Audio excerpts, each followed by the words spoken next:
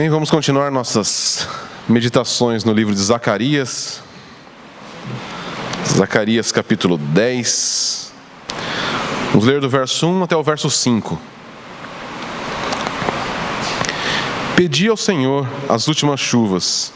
Pedi ao Senhor que faz os relâmpagos, e Ele lhes dará chuvas copiosas, e relva no campo a cada um. Pois os ídolos do lar falam ilusão, e os adivinhos veem mentira e contam sonhos falsos. Procuram consolar em vão, por isso seguem o seu caminho como ovelhas. Estão aflitos e sem pastor. A minha ira se acendeu contra os pastores, e eu castigarei os bodes. Mas o Senhor dos exércitos visitará o seu rebanho, a casa de Judá, e o fará como seu majestoso cavalo na batalha. A pedra angular sairá de Judá. Dele sairá a estaca da tenda, o arco de guerra e todos os chefes. Eles serão como guerreiros que pisoteiam seus inimigos na lama das ruas durante a batalha.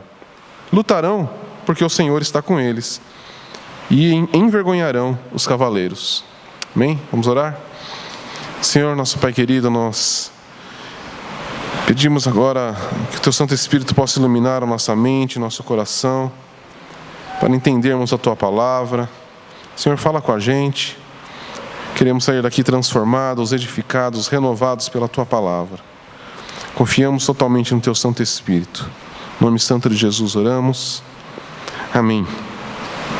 Muito bem. Uma das reclamações que acho que todo pregador mais ouve do povo, sabe qual que é? O que você está falando não pode ser mais relevante para a gente? Quem nunca pensou isso? Alguém já pensou isso ouvindo uma pregação? É legal, esse pastor está falando coisas bonitas, mas não tem muito a ver com a minha vida. Alguém já pensou isso? Pode ser sincero. Não podia ser um pouco mais prático? Acho que todo mundo já pensou isso ouvindo uma mensagem.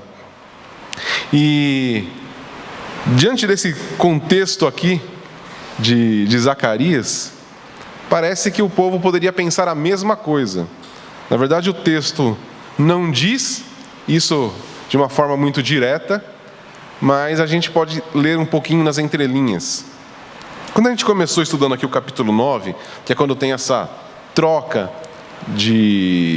da forma da escrita aqui de Zacarias, ele começa, que foi que a gente meditou nas últimas duas. Primeiro ele dá uma palavra sobre, que a gente falou até sobre Alexandre o Grande ali, como que Deus mostrou tudo o que iria acontecer. Deus ali deu uma palavra profética falando, eu vou condenar todos os inimigos, todos os seus opressores, e mostrou como que ia ser.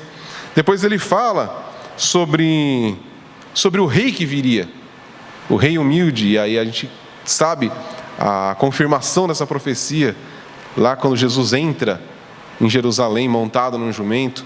Mas junto com isso ele está falando desse rei de paz que virá, e junto com isso a vitória dos judeus sobre os gregos. Então tem uma mistura ali de palavra messiânica com uma profecia ali mais próxima deles, próxima a 150 anos. Mas, teoricamente, pensando na gente e pensando ainda na vinda de Cristo, é muito mais próxima. E ele conclui, a gente estudou isso nessa finalização do capítulo 9, falando já do reino futuro do Messias, que é já na volta de Cristo, que nós entendemos já como a volta de Cristo, quando ele fala, naquele dia, no verso 16 do capítulo 9, o seu Deus o salvará como o rebanho do seu povo, porque serão como pedras de uma coroa elevada sobre a sua terra. Quanta bondade, quanta beleza! O trigo dará vigor aos jovens e o vinho novo às moças. E a gente estudou isso, que está falando já dos novos céus e nova terra. E conclui o capítulo 9 assim, falando dessa fartura, dessa maravilha, quando o rei de paz reinaria. E aí, a gente pode pensar na gente mesmo. Talvez, eu não sei como que você pensou nessa nossa meditação aqui do capítulo 9, mas você poderia ter pensado, legal, que bom, vai ser maravilhoso quando Jesus voltar. Mas e agora? Eu estou vivendo agora, e está ruim. Alguém pensou isso? Ou pelo menos pensa? São palavras maravilhosas, eu creio na volta do Senhor, eu espero, mas agora está ruim. Agora está difícil, e não tem uma palavra um pouco mais prática para mim, não? E é exatamente dentro desse contexto que Zacarias começa o seu capítulo 10. Porque se a gente entende um pouquinho a história do que está acontecendo, o povo aqui voltou para Jerusalém, estavam tentando reconstruir sua vida, os trabalhadores voltaram a trabalhar na lavoura, que era o meio de subsistência deles. E pelo livro de Ageu, a gente sabe um pouquinho do contexto do que está acontecendo. Que Ageu, lá no capítulo 1, no verso 6, diz: vocês semeiam muito, mas colhem pouco. E ele está falando isso de uma forma literal ali. Porque eles estavam trabalhando, mas a colheita vinha fraquinha. E aí, a gente não entende muito de plantação, mas a gente se informa. Como que funciona a plantação? Você planta numa época do ano, e assim que você planta, que é no início do outono, existem as chuvas do início do outono, que é o quê? Para fazer brotar a semente. E aí passa por todo o período do outono, inverno. Na primavera, porque geralmente a colheita é no verão, tem que ter as chuvas, que são as chamadas as últimas chuvas, as chuvas abundantes. Na Bíblia, em algumas versões, fala muito da chuva serôdia. Você já deve ter lido isso. O que são essas chuvas serôdias? Exatamente essas últimas chuvas, que já está o campo plantado, mas precisa dessas chuvas para quê? Para os grãos incharem. Porque senão a colheita até acontece, mas muito fraquinha. Fica uma colheita, com grãos pequenos. Então acaba não atendendo a necessidade do todo o povo. Então era necessário que tivesse essas chuvas na primavera, para que os grãos inchassem e tivesse uma boa colheita. E o que está acontecendo nesse período? Chegou a época das últimas chuvas e não está chovendo. E aí o povo está preocupado com a sua plantação. E aí vem Zacarias e fala de um reino de paz que virá, e aí fartura de trigo, fartura de vinho, e o povo, mas não está chovendo. Você está falando aí de um tempo muito legal, mas e agora? A gente não vai ter o que comer agora. Tudo bem quando o rei de paz vier, vai ser bom, ele vai trazer fartura, mas e agora? E a nossa colheita de agora? Como é que fica? E Zacarias é um grande pregador, e ele vai fazer o quê? Ele vai aplicar a mensagem toda aqui do capítulo 9 na vida prática desse povo. E ele vai mostrar que a grande questão toda ali não é que a mensagem dele não é prática, mas porque toda a mensagem aqui do capítulo 9, como a gente viu, é apontando para quem? Para o Messias, para a salvação eterna.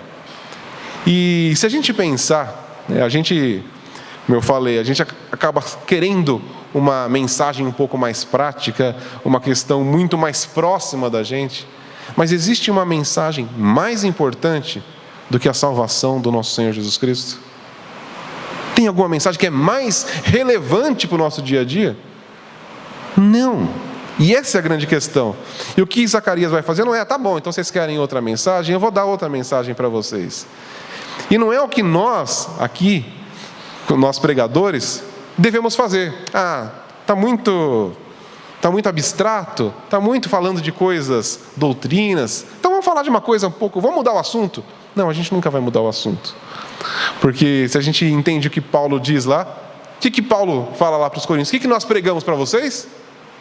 Jesus Cristo crucificado e ressurreto. Essa é a mensagem. Porque para nós cristãos, não existe mensagem mais importante que a obra do nosso Senhor Jesus Cristo. Todas as outras coisas da nossa vida são importantes. Claro que é. O nosso dia a dia, que parece não ter nada a ver com isso, é importante, só que a grande questão é que nós precisamos entender que todas as coisas do nosso dia a dia, estão conectadas com a obra de Cristo ou não. E o problema é que a gente desconecta. E o que Zacarias vai mostrar aqui é que está tudo conectado. A nossa vida cristã, ela é uma vida integral diante do nosso Senhor Jesus Cristo. E a obra do nosso Senhor Jesus, ela tem que fazer efeito em todas as áreas da nossa vida. Amém? Por isso a gente vai continuar pregando a mesma mensagem. Mas então vamos entender aqui o que Zacarias vai fazer. Olha como ele começa. Ele começa: vocês estão preocupados então porque não está chovendo? Aquele povo devia todos os dias sair das suas casas, olhar para o céu não tem nuvem. E agora? E aí Zacarias pregando sobre a vida. Tá, mas cadê a nuvem? A gente pode imaginar até que enquanto Zacarias estava dando a sua palavra profética, tinha alguém pensando, olhando para o céu. Não tem nuvem, hein?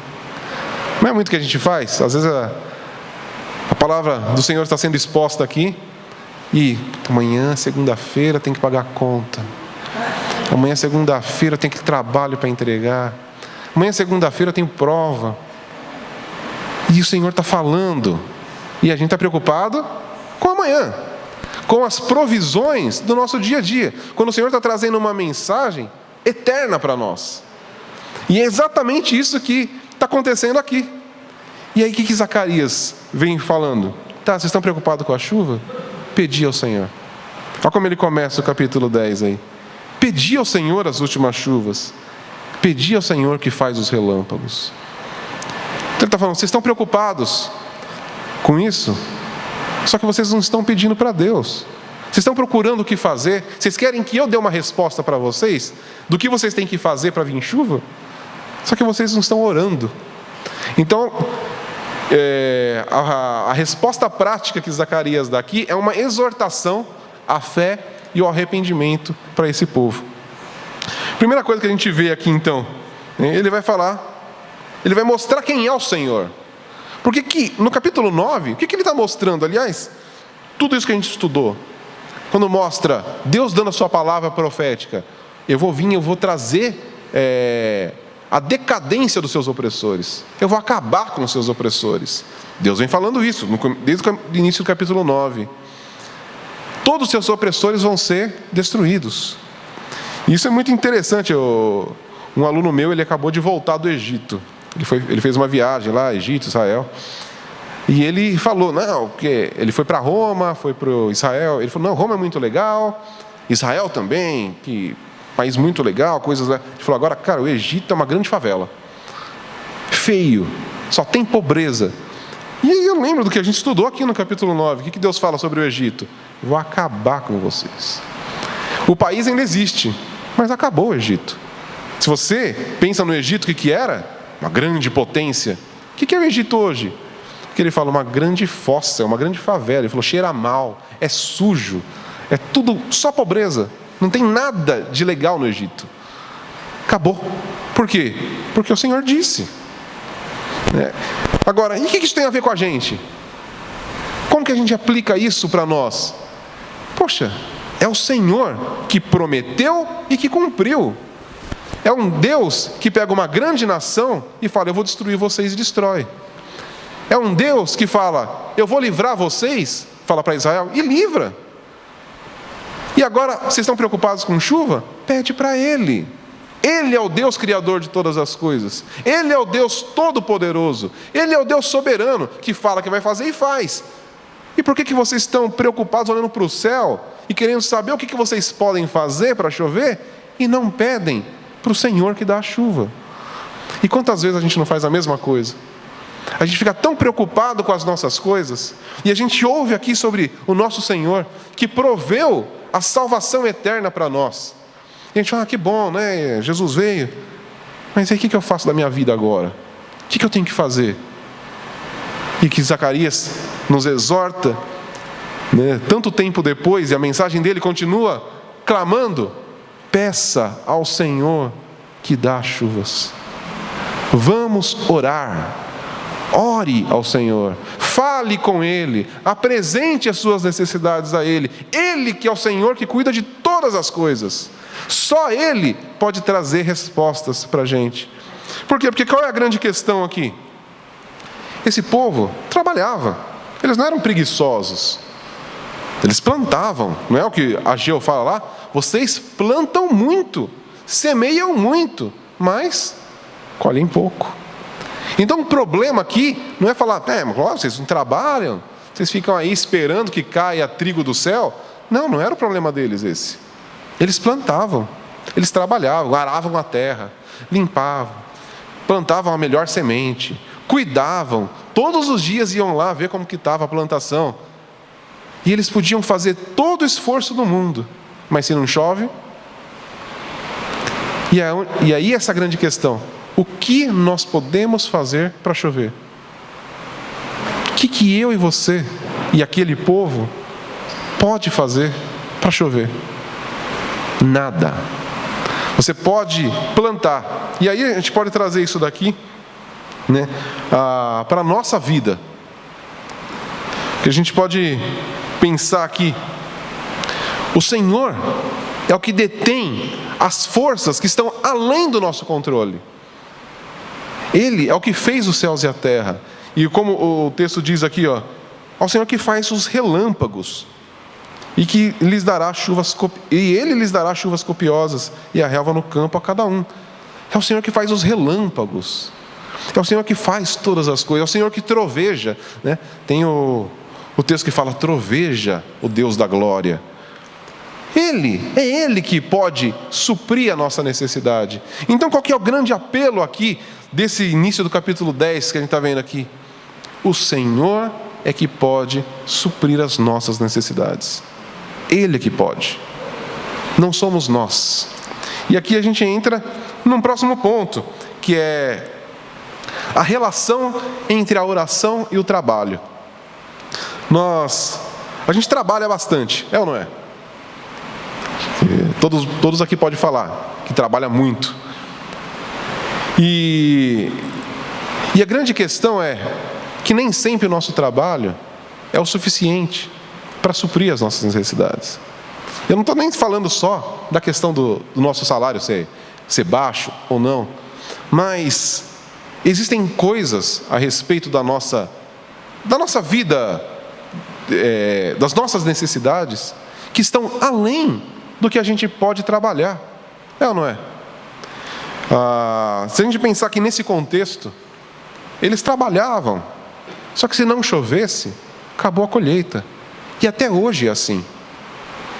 Hoje nós temos tecnologia de produção, nós temos maquinário, mas chega para um cara lá que produz soja, que produz arroz, com grande maquinário, tudo robotizado, mas vê qual que é a maior preocupação dele: se vai chover. E o que ele pode fazer para chover? Nada. Que máquina ele pode comprar? Quantas pessoas ele pode contratar? Não adianta. O cara pode ter a maior fazenda no mundo, ele pode ter o melhor maquinário, a melhor tecnologia. Se não chover, nós ficamos sem comida. Quem dá comida para a gente no final das contas? O Senhor. E isso que Zacarias está chamando a atenção.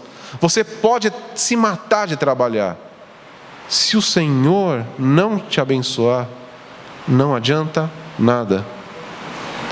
E ele não está falando aqui, então para de trabalhar, porque é o Senhor que abençoa. Não. Em lugar algum a Bíblia fala para a gente parar de trabalhar. O trabalho, ele é estabelecido lá em Gênesis.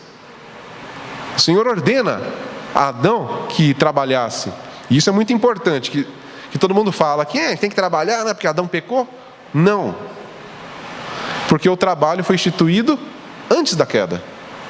O que acontece depois da queda? O trabalho fica difícil. Agora você vai comer o pão com o suor do rosto. Antes você trabalhava e a terra te ajudava. Agora a terra não vai te ajudar mais. Agora ela vai produzir espinhos, abrolhos. Você é inimigo da terra agora. Porque a terra foi amaldiçoada por causa do pecado. Mas o trabalho foi instituído por Deus antes da queda. Ou seja, o homem foi criado para trabalhar.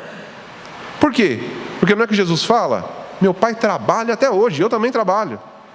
Deus é um Deus de ação, é um Deus que trabalha. Deus não é um Deus que fica lá de boa, descansando, relaxando. Deus trabalha. E Jesus aqui nessa terra, o que ele fez? Trabalhou. E o que ele fala para a gente? Trabalha. Então, a nossa vida é para trabalhar mesmo. A grande questão é: eu não posso confiar no meu trabalho. Porque o meu trabalho não é suficiente para suprir as minhas necessidades. Eu trabalho, mas se o Senhor não me abençoar, não adianta nada. E a gente tem que mesclar, então, a nossa vida dessa maneira. Porque quantas pessoas a gente já não ouve falar: não, tem até um cara que eu ouço às vezes na rádio, e ele fala muito sobre vida financeira, e ele fala: fé no trabalho, né, e juízo no bolso. Tudo bem, né? Tem um certo sentido, mas o meu problema está com a frase fé no trabalho. Então eu trabalho, eu coloco a minha fé no meu trabalho. Está errado. Nós trabalhamos e colocamos a nossa fé no Senhor. A minha fé nunca pode ser no trabalho. Inclusive porque se eu não for o Senhor, nem trabalho eu tenho. Essa é a grande questão. A gente pode fazer uma associação tanto com o que esse povo vivia quanto a gente. Eles trabalhavam. E como que é o trabalho do plantio? Você pega uma semente. De onde vem a semente? Você produz a semente? Você cria a semente? Não. A semente quem dá é o próprio Deus. Então até as condições de trabalho são dadas pelo próprio Senhor. E a gente tem que entender isso, né? Nós temos os nossos trabalhos de acordo com as nossas capacidades. Quem te deu a capacidade? O Senhor. Se você sabe fazer alguma coisa, o Senhor te deu a capacidade. Se você tem uma oportunidade de trabalho, o Senhor que te deu. Não, eu consegui porque me esforcei. Você pode ter se esforçado. Se o Senhor não te abençoar, você pode se esforçar o tanto que for. E é isso que nós precisamos ter em mente. Nós trabalhamos, nós fazemos, mas é o Senhor que nos abençoa. Tudo vem do Senhor. E é isso que Zacarias está falando para esse povo. O problema de vocês é que vocês estão confiando no seu trabalho e não estão orando. Trabalhamos e não oramos. É ou não é verdade? Nós saímos todos os dias para trabalhar, mas poucas vezes nós oramos. Ou então a gente faz aquela oração meio já ensaiada, né? Quem aqui tem orações ensaiadas? Que você faz aquela mesma oração. Senhor, agora estou saindo para trabalhar, abençoa meu dia, livra dos problemas, livra dos perigos, tá? E vamos. Acaba a gente nem mais pensa, né? Aquela oração mecânica. Mas o que ele está falando? Olha para quem você está pedindo. Aquele que pode te abençoar. Aquele que é o Criador de todas as coisas. Aquele que criou os relâmpagos. É dele que nós estamos falando. Então a oração é, olha para ele e peça para ele. E tem uma questão muito boa sobre a questão das nossas orações. Por que é tão importante isso? Por que o Senhor nos dá esse trabalho de orar? Que é um trabalho também. Porque a oração é uma coisa humilhante, é ou não é? Pensa, você trabalha, e aí você tem que chegar para Deus: Senhor, eu trabalho, mas meu trabalho não é suficiente. Eu preciso do Senhor. A oração é a nossa humilhação, é chegar diante de Deus e falar: Senhor, eu não posso. O Senhor pode. E a nossa falta de oração mostra exatamente o quê? Que nós confiamos mais em nós mesmos do que no Senhor.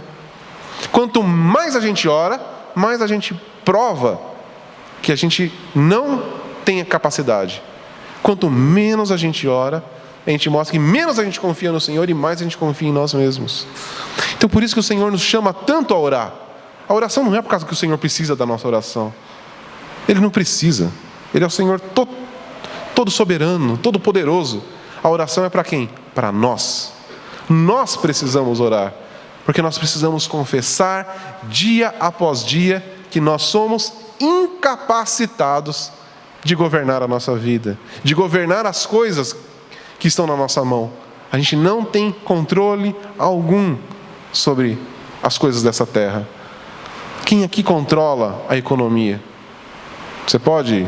Não, fica tranquilo que eu resolvo as coisas. A gente não pode. A gente está na mão.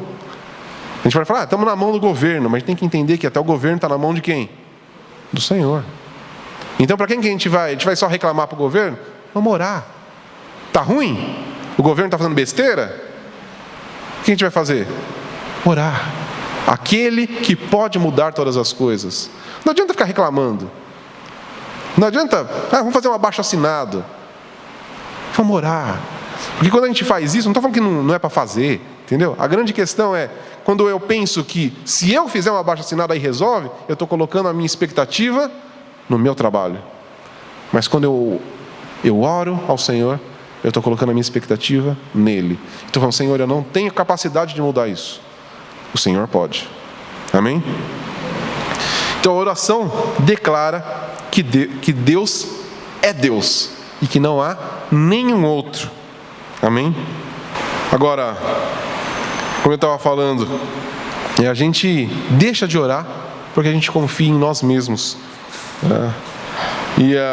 Tem algumas coisas que a gente pode pensar aqui, né, como mostra a nossa falta de confiança no Senhor e a nossa confiança em nós mesmos. Quantas decisões nós tomamos por dia e a gente não ora a respeito delas? É ou não é verdade? E por que a gente faz isso? Porque a gente fala, não, isso eu sei decidir. A gente acaba orando quando a gente não sabe o que fazer. É ou não é verdade? Quando você chega num ponto sem saída, fala, agora eu vou ter que orar. Só que o Senhor nos chama a orar em todas as situações. O problema é que algumas coisas, não, isso aqui você está, isso eu conheço, isso eu sei, tranquilo, não precisa nem orar. Está errado, isso mostra que nós somos orgulhosos. Vamos orar em todas as situações, pequenas decisões. Quando relacionamentos difíceis com pessoas, eu sei que quase ninguém aqui tem problemas de relacionamento com ninguém. Como que a gente tenta resolver problemas de relacionamento? Não, peraí, eu vou começar a falar assim agora, eu vou começar a agir assim. Quantos de nós oramos para resolver um relacionamento? A gente tenta mudar as coisas, tenta fazer coisas, vamos fazer assim agora, vamos fazer dessa maneira. Só que em vez da gente, em primeiro lugar, orar. Falar assim, estou com esse problema e eu preciso de resolução. A gente vai tomar atitudes, porque o próprio Senhor vai nos ensinar. O próprio Senhor vai nos mostrar o que fazer. Mas o problema é que a gente tenta fazer com a nossa cabeça. A gente pensa, né? Se todos são que nem eu, você está lá tomando banho e pensando, não, vou falar isso, vou fazer dessa maneira, porque aí a pessoa vai fazer isso. É ou não é verdade? Que a gente começa a calcular as ações e reações e a gente não ora. A gente tenta manipular situações. Tudo, e isso é uma tendência do ser humano, tentar manipular tudo para chegar no resultado que a gente quer.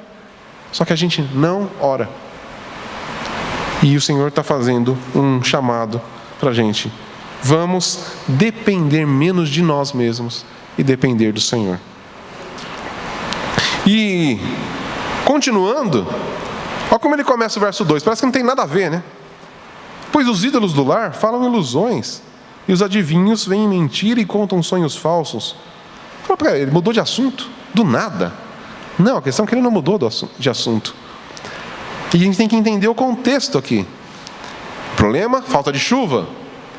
Eles não oravam a Deus. O que eles faziam? Então vamos pegar esse ídolozinho aqui do lar e vamos ver se agora ele abençoa a gente, né? A idolatria começa.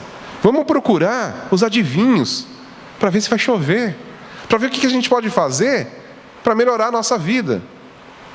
Então, a idolatria que Zacarias está condenando aqui, que Deus está condenando através das palavras de Zacarias, é totalmente relacionado à falta de dependência de Deus, mas começar a depender dos falsos deuses.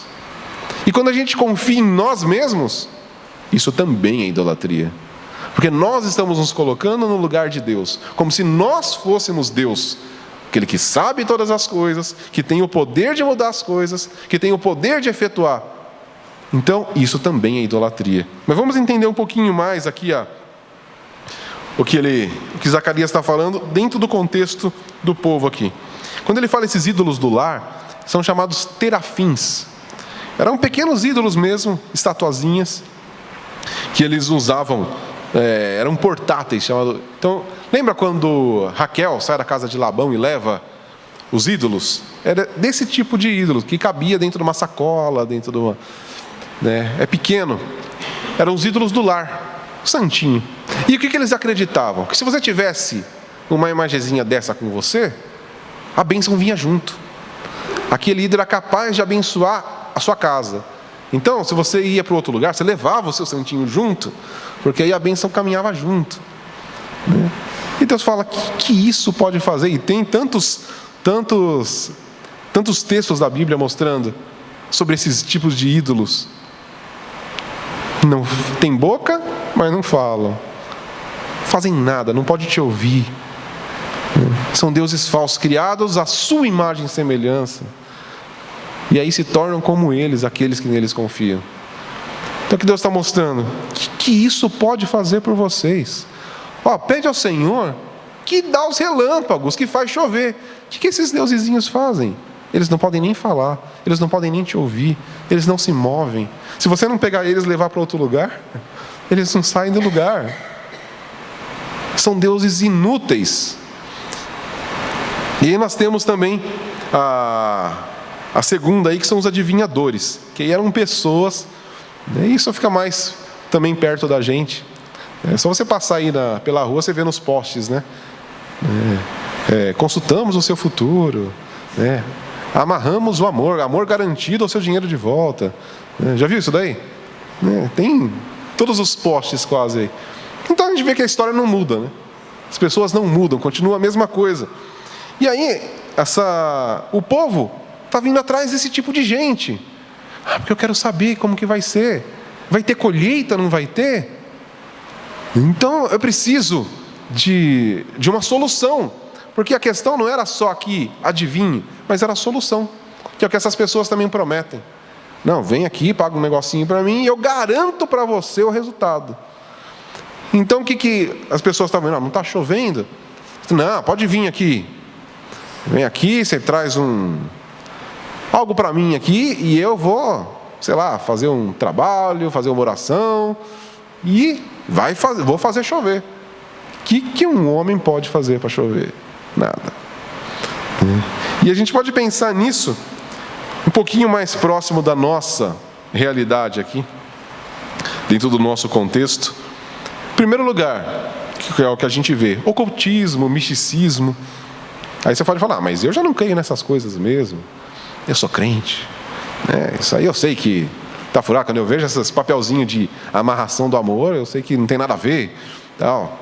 Mas tem outras coisas que também são esse mesmo tipo de idolatria que pega os cristãos.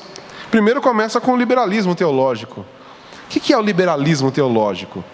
É nada mais, nada menos do que você pegar as Escrituras, torcer o ensino delas de acordo com os moldes da sociedade atual. Então é você criar um novo cristianismo que não é o cristianismo das Escrituras. É você pegar Deus e fazer um Deus humano, um Deus pequeno, um Deus nada poderoso. O que os liberais falam? Eles vão pegar esse texto aqui de Zacarias, pedir ao Senhor as últimas chuvas. Não, isso aqui é uma metáfora. Por quê? Porque Deus não vai te ouvir, né? Porque Deus não pode fazer nada. Os liberais, eles acreditam exatamente nisso. Pede, porque é só uma maneira, mas você sabe, né? Deus está lá torcendo por você, mas Ele não pode fazer nada. Isso é o que os liberais falam. Então, eles se autodenominam cristãos, que creem em Deus, creem em Jesus. Mas aí num momento desse, onde eles vão confiar? Não, você tem que trabalhar, está no seu trabalho. Se não for você, Deus não pode fazer nada. Então, é pegar as Escrituras e torcer ela. E falar, não, o Senhor não pode te ouvir. Mas o que o texto de Zacarias está falando? Pedir ao Senhor. Isso aqui é literal, não é metafórico.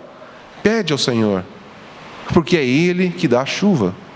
Tá? Então, quando a gente pega o ensino das Escrituras e tenta fazer um Deus menor do que as Escrituras nos mostram, isso é idolatria. Isso é a gente entrar num ocultismo, porque a gente está entrando numa grande mentira. E nós temos que confiar no Deus Todo-Poderoso, em um Deus soberano. Amém? Por isso que toda semana a gente repete as mesmas coisas aqui. A gente fala sobre a soberania de Deus, a gente fala sobre um Deus Todo-Poderoso, o Deus que pode todas as coisas. Por quê? Porque a gente está vivendo numa sociedade que prega exatamente o contrário. Prega que Deus não existe, prega que se Ele existe Ele não pode fazer nada, que Ele não tem controle de nada, que Ele é só uma imagem da nossa cabeça. Ele é uma ilusão criada pelo ser humano para se sentir melhor. Não, não é. Deus, Ele é real. Ele é o Criador de todas as coisas. Agora também tem um outro. Enquanto a gente tem essa contrapartida, tem esses liberais, a gente tem a contrapartida que são o quê? Os farisaicos, né? A religião farisaica não, Deus é um Deus punitivo. Então, você tem que fazer as coisas para Ele, você tem que viver direitinho, porque senão Ele não manda chuva. Então aqui está falando, não adianta pedir, não pede nada, porque se você estiver fazendo uma coisinha errada, Ele não vai fazer. É o que o texto está falando para a gente aqui? Não. Zacarias está condenando o pecado desse povo, mas primeiro ele fala, pede, porque Ele vai te dar chuva. Mas para de confiar nos ídolos, porque eles não podem fazer nada. Confia no Senhor. Então aqui não está falando, o Senhor pode trazer chuva, mas primeiro, antes de tudo, limpa a sua casa, tira os seus ídolos, expulsa os adivinhos. Aí o Senhor vai pensar se Ele vai fazer alguma coisa por você. Não é isso que a Bíblia nos ensina. Ele está falando, pede ao Senhor, porque Ele vai dar chuva. Porque Ele é um Deus bondoso, um Deus gracioso, misericordioso. Porque se Ele levasse em conta os nossos pecados, ninguém mais tinha arroz para comer. É ou não é?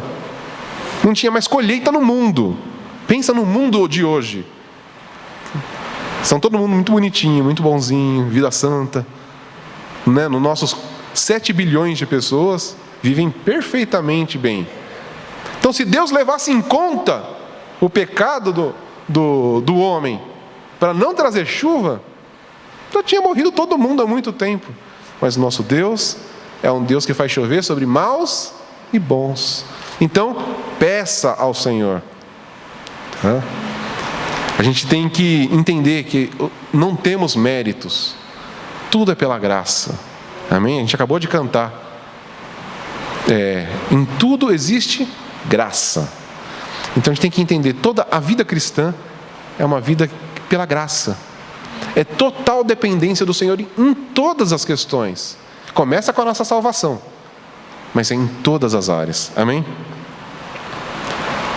Agora também tem... mas eu não sou nem da ala liberal, mas eu também não sou farisaico, né?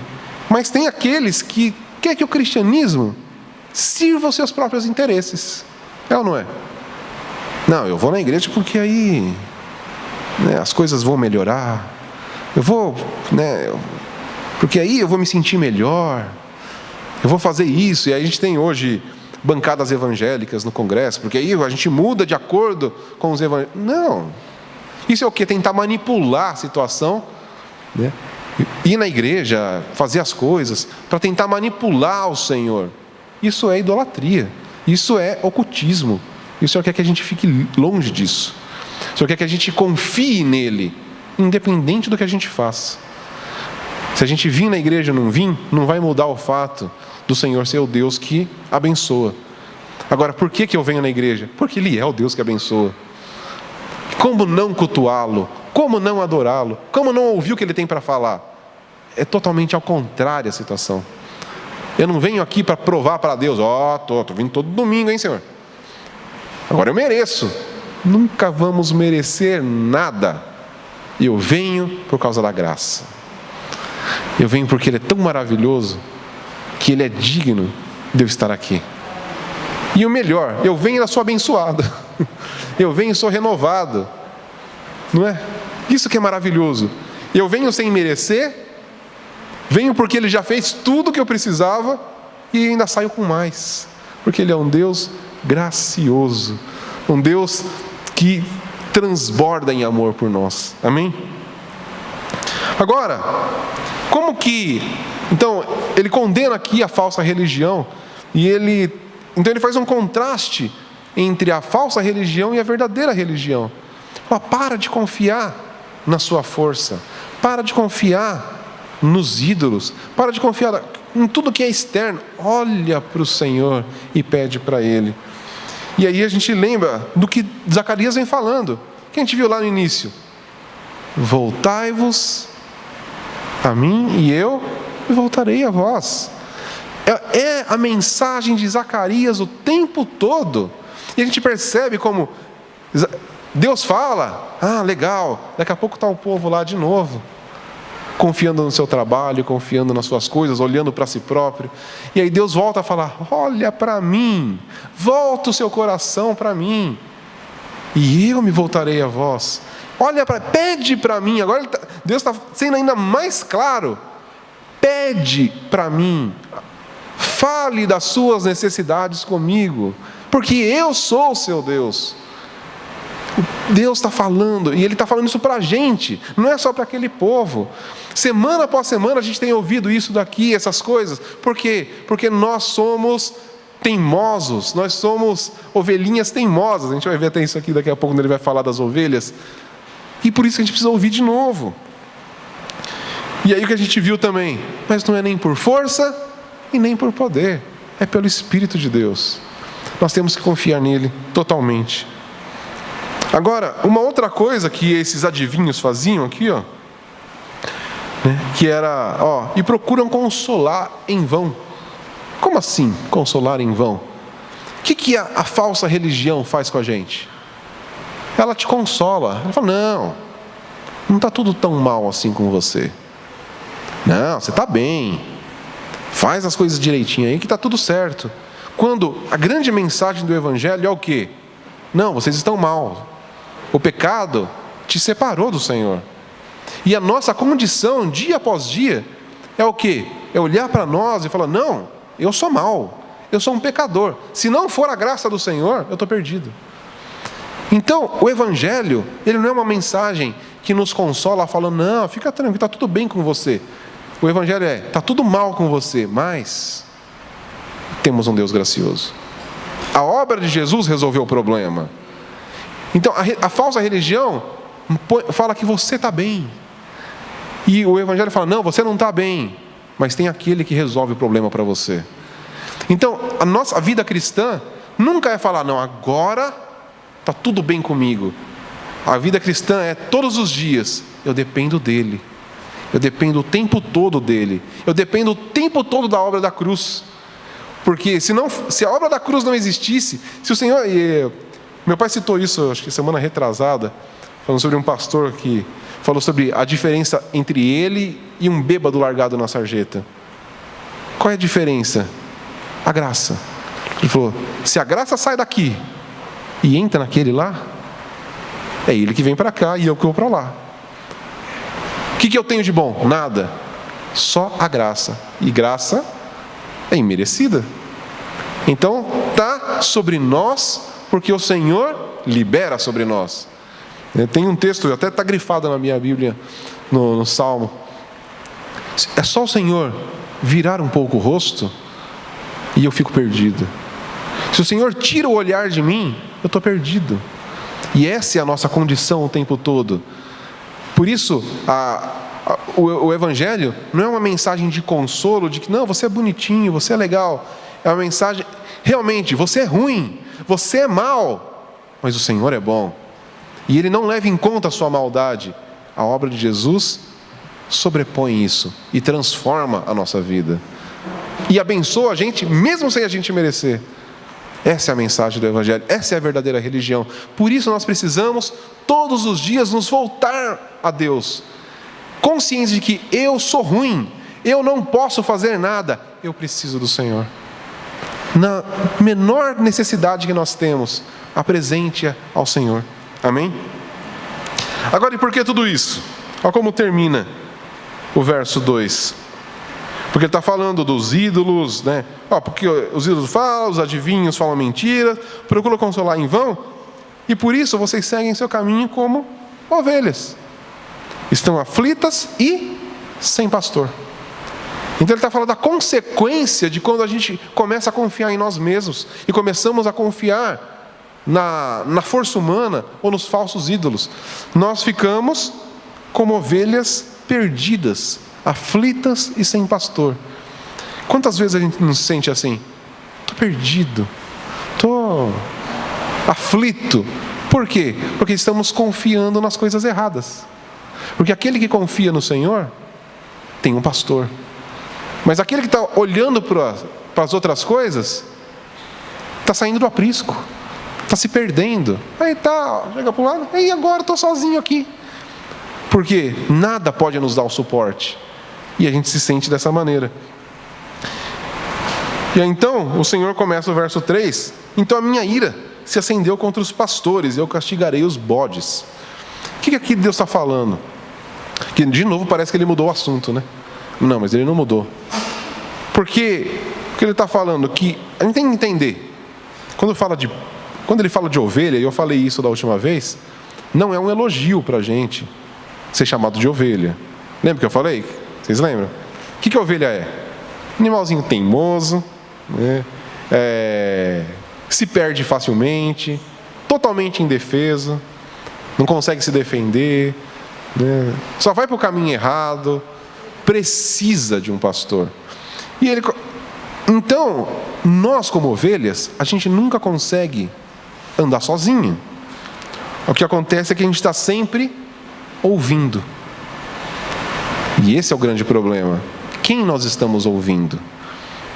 E o que Deus está falando aqui? Minha ira se acendeu contra os pastores. Que pastores são esses que a ira do Senhor se acendeu? E eu castigarei os bodes.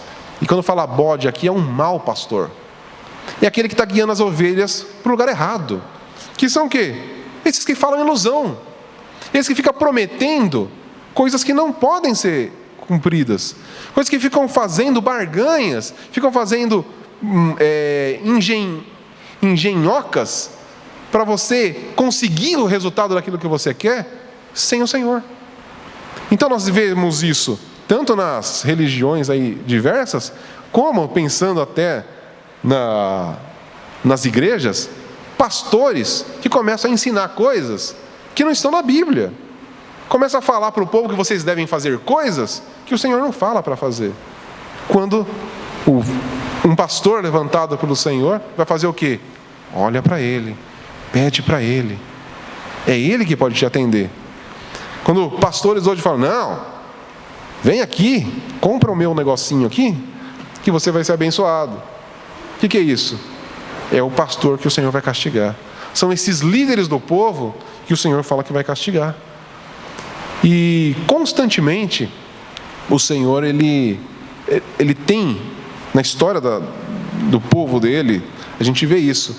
Líderes se levantam. O próprio Saul foi um rei, inclusive levantado por Deus, mas que começou a fazer as coisas de um outro jeito. O que Deus fez? Então sai. Agora eu vou colocar um outro líder, que vai fazer a minha vontade. Então, isso é uma coisa, a gente pode até ver esses líderes aí e falar, nossa, e como que eles ainda continuam tantos anos? A grande questão é, o Senhor falou que vai castigar. E vai. Ele não falou isso contra a Grécia? Ele não falou contra o Egito? O que aconteceu? Deus cumpriu. Se Ele falou que vai fazer, Ele vai. A gente não está vendo ainda, mas se Ele falou que vai fazer, Ele vai. E aí é melhor a gente estar ouvindo o Senhor e não indo atrás dos bodes. Amém? E por que Ele faz isso? Porque, mas o Senhor dos Exércitos visitará o seu rebanho. Então por que Deus, Ele cuida, Ele vai retirar os líderes falsos, né, como Ele tirou dentro desse contexto também, porque a gente tem que entender que existia um cumprimento mais próximo desse povo, como tem um cumprimento eterno. Então a gente até viu aqui no capítulo 9, que 150 anos depois, Deus levantou uma nova liderança para o povo de Israel, que foram os macabeus, que realmente levaram o povo de volta às Escrituras, expulsaram os gregos de lá, voltaram aos trabalhos no templo. Então, a gente vê que Deus colocou uma nova liderança ali para Israel. Mas a gente sabe que quando Ele está falando aqui de uma nova liderança, é a liderança do nosso próprio Senhor Jesus Cristo, tá? Num cumprimento em última instância, que é o que nos importa. Amém? Mas a grande questão aqui é que Deus falou o seu rebanho. Por que Deus faz isso? Porque nós somos propriedade dEle. Isso é muito importante da gente entender. Nós somos propriedade do Senhor. E aí eu tenho um pastor, que ele fala que a grande oração dele, relacionado a isso que a gente está falando, pede ao Senhor Apresente as suas necessidades, os seus problemas, as suas aflições ao Senhor. E ele fala que ele, quando está passando por um problema, ele chega diante de Deus e fala: Senhor, olha o que está acontecendo com a tua propriedade. Achei muito interessante, né? Porque ele fala: eu sou teu, olha o que está acontecendo comigo, eu sou teu. Então está acontecendo com propriedade tua. Achei muito interessante. É uma maneira muito até humilde diante de Deus, de falar: eu não sou nem propriedade minha própria, eu sou propriedade tua. E está acontecendo isso de ruim. Então está nas tuas mãos, Senhor. E a gente pode falar isso constantemente. Chegar diante de Deus: ó, Senhor, está vendo o que está acontecendo comigo? Eu sou teu, hein? Eu não tenho controle da minha vida porque eu não sou meu, eu sou teu. Então, Senhor, é só o Senhor que pode dar jeito nessa minha situação. Amém? Agora, pensando nessa questão do povo aqui como ovelha, que é importante, tem um pastor também chamado Philip Keller, e ele foi, além de ser um pastor, ele também foi pastor de ovelhas mesmo, tá? De literal ali. Então ele tem um livro, e ele fez várias associações tentando entender como a Bíblia sempre apresenta o povo de Deus como rebanho, o Senhor como pastor, né? E ele, de acordo com as suas experiências ali com as ovelhas no aprisco, ele fez várias associações. E ele primeiro mostra por que o Senhor associa nós às ovelhas. Primeiro, mentalidade de massa. Como que funcionam as ovelhas? Então o pastor fala: vai todo, né? Elas sempre andam aquele grupo junto, né? Por quê? E ela sempre ouve um negócio e vai. E não é assim que funciona a mentalidade de massa, né? Não pensa, massa não pensa, massa se move, né? Se locomove para onde está indo o negócio. E é isso que o Senhor fala para a gente: vocês são assim, tá? Então por isso que eu falo, mais uma vez, não é um elogio. Agora, ovelha é tímida. Se você chegar perto de uma ovelha, ela não vai brincar com você, não é que nem cachorrinho, né? Não, ela é tímida, ela foge, porque ela é frágil, ela não sabe de nada, ela não sabe quem você é, ela não... É ovelha, né? Não tem... E outra que eu já falei, é estúpida, né? Teimosa, ela vai para o lugar que não deve ir, né? Repete as mesmas coisas, né? Então, é isso que Deus está falando que nós somos. E é por isso que nós precisamos de um pastor. E nós precisamos do nosso pastor, o Senhor Jesus Cristo. Então, eu não falo de um pastor aqui de igreja. É o pastor, aquele que Jesus fala, né? Eu chamo e elas vêm, porque elas me conhecem. Então, a gente não está falando aqui de pastor de igreja. Estamos falando do pastor, o bom pastor, o nosso Senhor. Amém? É disso que o texto está falando. Porque ele fala o que aqui, ó. Mas o Senhor dos Exércitos visitará o seu rebanho. E isso é muito importante. A casa de Judá, né? A casa de Judá, e o fará como seu cavalo majestoso na batalha. Então aqui, mais uma vez, como tem visto sempre em Zacarias, ele vai falar da vinda do nosso Senhor Jesus Cristo. Fala: está tudo isso acontecendo com vocês, né? É interessante como...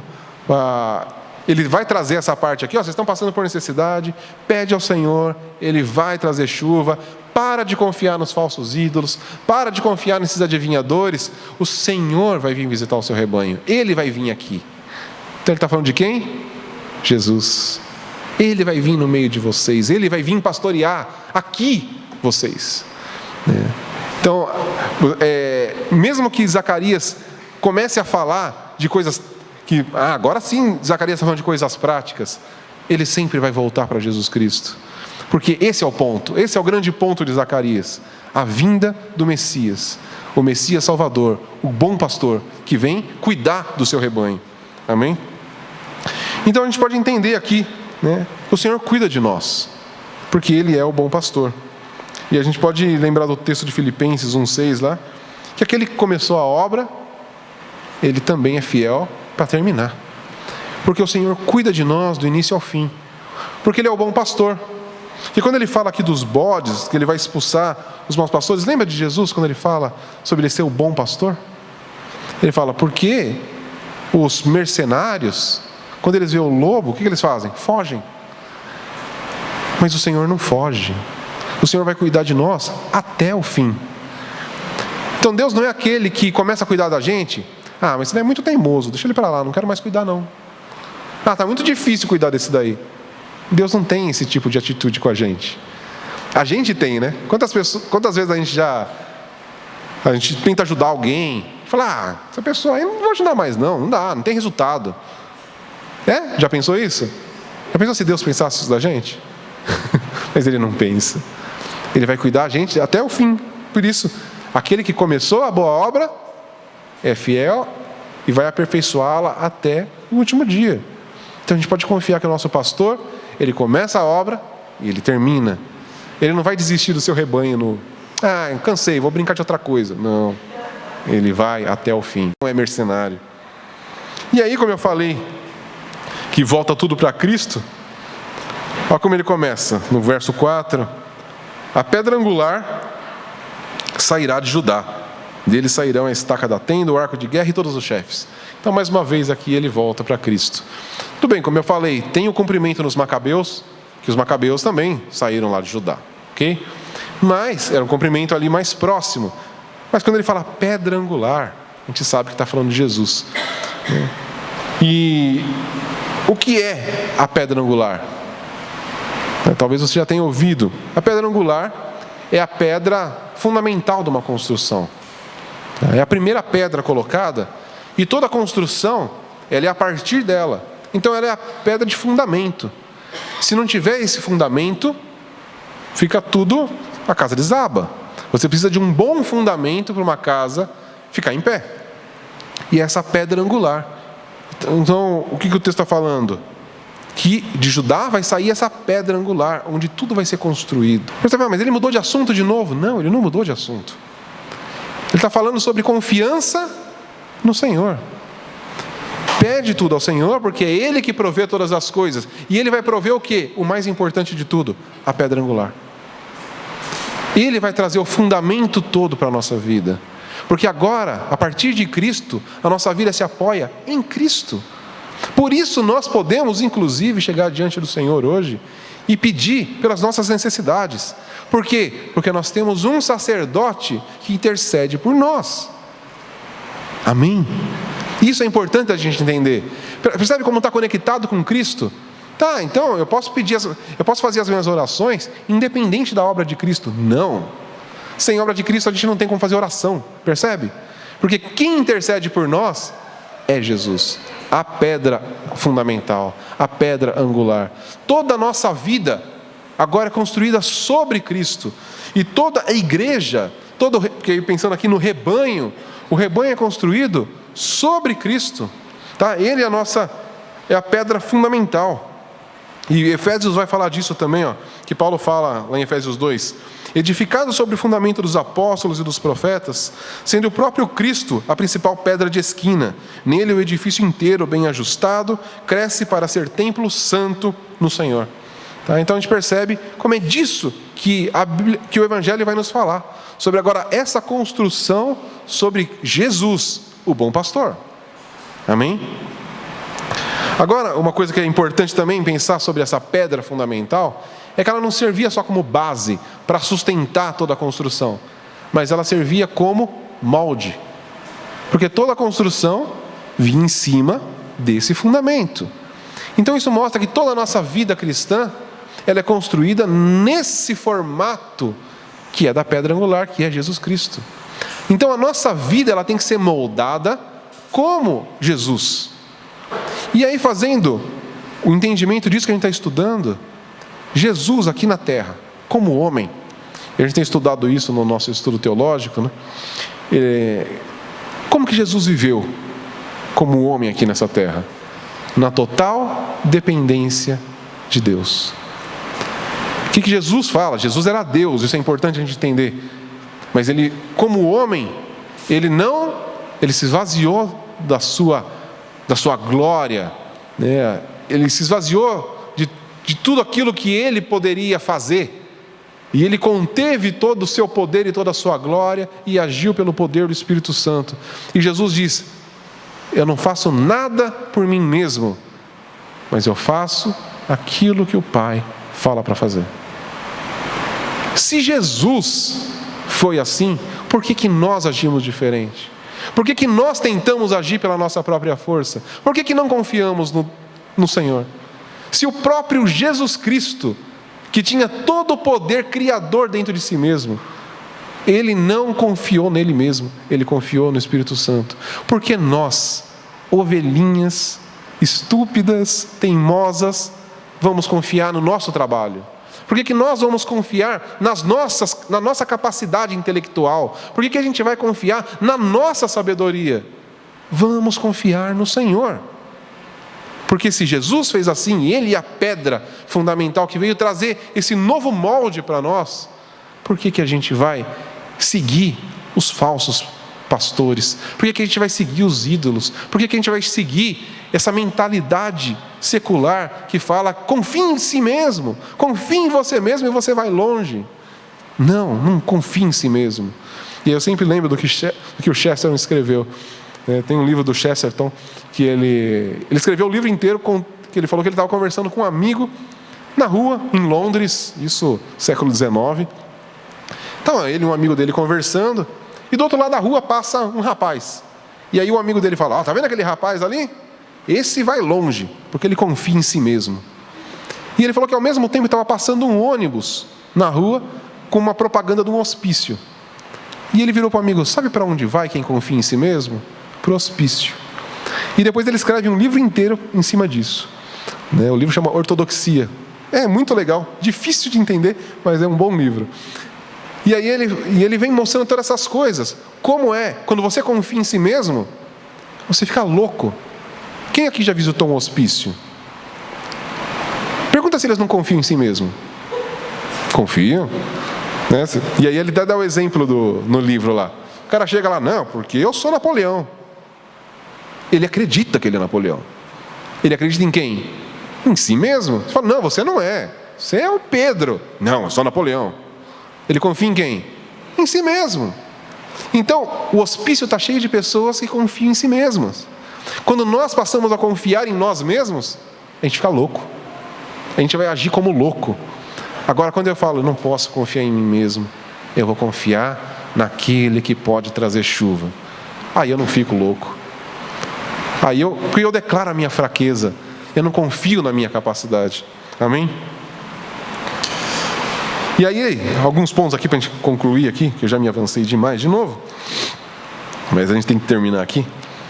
Ele fala, a pedra angular sairá de Judá, e dele sairá a estaca de tenda. A estaca da tenda. Aí, difícil de entender o que será que isso significa. Mas todas as casas naquela época, eles tinham uma estaca na parede. E aí fala tenda aqui, mas o termo certo não seria tenda, mas é um pano. Então, as pessoas dentro das suas casas, elas tinham uma estaca na parede e tirava tipo um lençol que ficava preso nessa estaca. E era um quê? Um guarda-trecos. Então você guardava as suas coisas lá. Pensa, hoje nós temos armários, naquela época não tinha armário. Então eles iam guardar os seus utensílios, eles guardavam dentro desse pano com uma estaca fingada na parede. E o que isso significa para nós? Deposite as suas coisas nele. Ele é a estaca da tenda. Ele está falando sobre confiar no Senhor. Ele fala, então, de lá vai sair a pedra angular. Mas também vai sair a estaca da tenda. É onde você vai depositar as suas coisas. Então, o texto aqui está falando de necessidades. Está falando aqui de problemas. Está falando aqui de dificuldades. Ele está falando agora, estou falando de quem da pedra angular que está vindo. E ele também é a estaca da tenda. Onde você vai pôr todas as suas necessidades. Confia nele. Percebe como ele não muda de assunto? Ele está falando da mesma coisa. Jesus é a nossa tenda, é a nossa estaca da tenda. Tudo foi consumado na cruz do Calvário. Por que não levar diante dele todas as nossas dificuldades? Por que não confiar nele? Por que confiar na gente mesmo? Por que confiar nas pessoas? Por que confiar num sistema político? Por que confiar num sistema econômico? Por que confiar no nosso trabalho? Por que confiar na nossa empresa? Não, vamos confiar naquele que realmente pode cuidar de todas as coisas. Amém? E depois ele fala do arco de guerra. que aí fala do poder para conduzir a vitória. E aqui a gente pode, primeiramente, como eu falei, tem aquele primeiro cumprimento. Os macabeus levaram o povo à vitória sobre os gregos. Então, falando de Judá, vai sair ali a vitória sobre os inimigos do povo de Israel. Mas a gente tem que entender essa mensagem muito mais além. Como a gente tem que estar falando de Jesus, o arco de guerra e todos os chefes. E o texto lá de Romanos 8, por amor de ti, somos entregues à morte todos os dias. Fomos considerados como ovelhas para o matadouro. Percebe como tem tudo a ver com o nosso texto aqui? Mas em todas essas coisas somos mais que vencedores por meio daquele que nos amou. Então, o texto está chamando o povo aqui de ovelha, mas está falando aqui do arco de guerra. Então, como que uma ovelha pode ser vitoriosa? Já pensou nisso? E eu vi até um pastor falando recentemente sobre essas coisas, que ele fala, nós somos ovelhas. O Senhor nos trouxe para o seu rebanho. Nós somos rebanho, ovelhas do seu pastoreio. Depois da salvação nós deixamos de ser ovelhas? Não. E o lobo pode tentar atacar a ovelha. É ou não é? E não é o que a Bíblia fala? Que o nosso inimigo está sempre nos atacando. E aí esse pastor fala uma coisa muito engraçada e muito interessante. Ele fala, agora nós somos cristãos. Então quando vinha o lobo, o que acontece? A gente se transforma na super ovelha. E a gente derrota o lobo. Consegue imaginar um negócio desse? Tem isso? Não, a gente não é super ovelha. A gente confia em quem?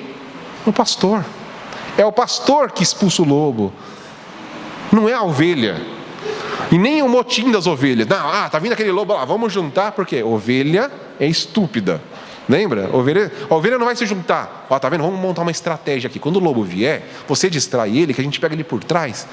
Não, é ovelha. Tá lá.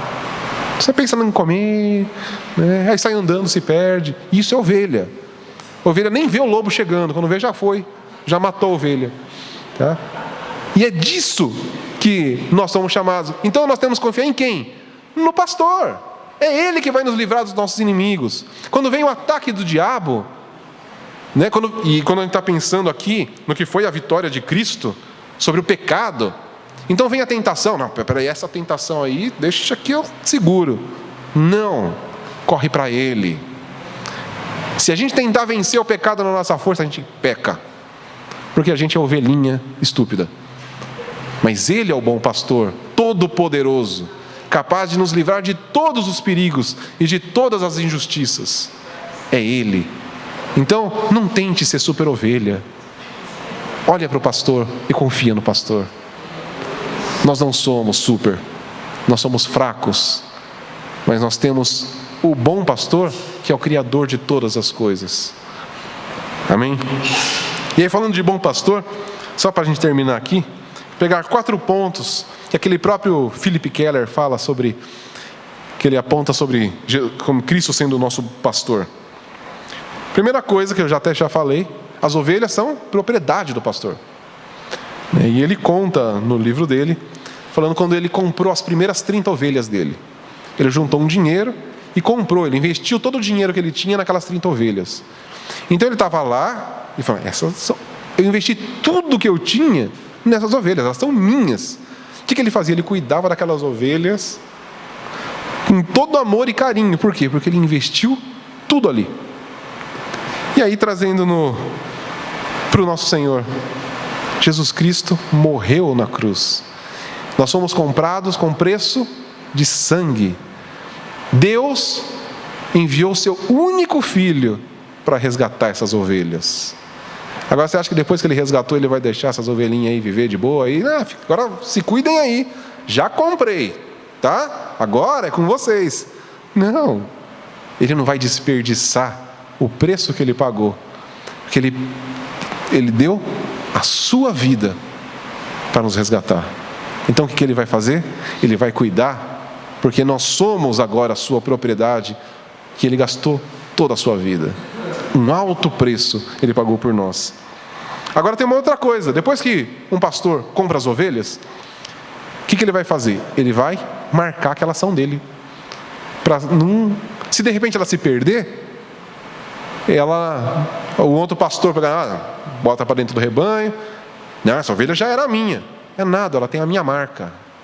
Então, elas são furadas na orelha e recebem uma etiqueta com a identidade daquele pastor. Qual é a nossa marca?